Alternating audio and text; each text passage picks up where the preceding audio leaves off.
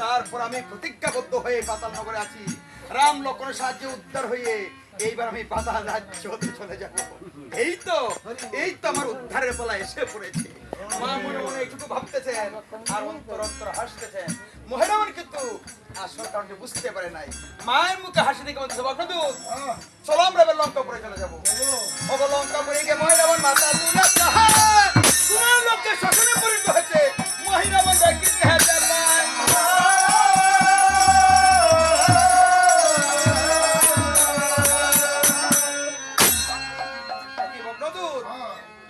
লঙ্কার এখনো দুরবস্থা।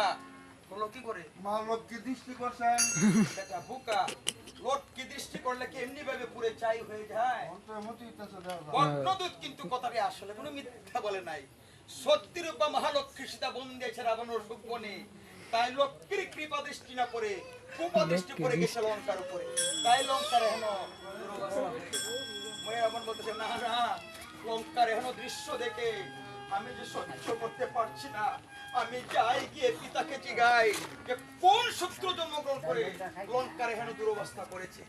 মহিরামন গিয়ে দেখতেছে তার পিতারা বোন অধবদনে বসে পড়তেছে অশ্রু বিসর্জন।